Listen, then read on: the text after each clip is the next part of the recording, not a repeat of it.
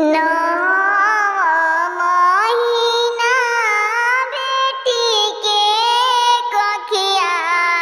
सचलो राम जन्म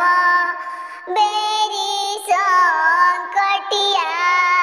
सहलो राम जन्मे बेरी संकटिया सहलो नौ महीना बेटी के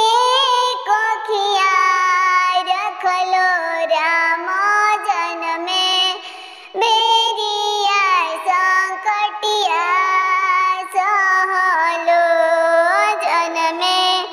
बेरिया संकटिया सहलो राम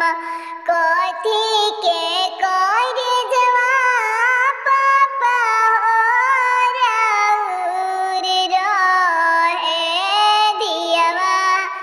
काहे तेजी दिहनी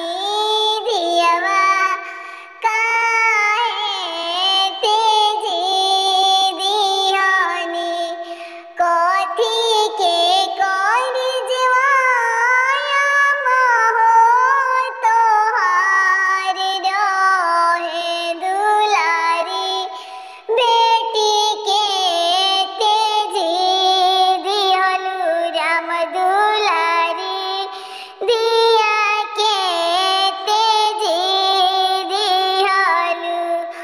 धीरे धीरे बोला धनी गंभीर बोला सुनी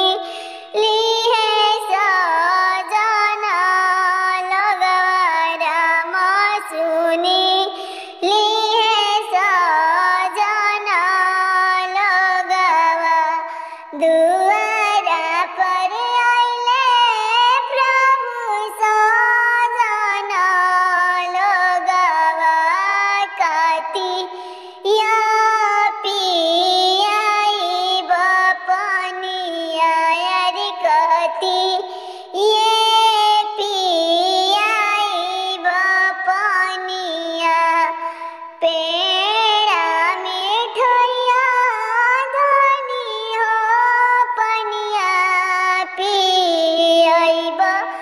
नीचे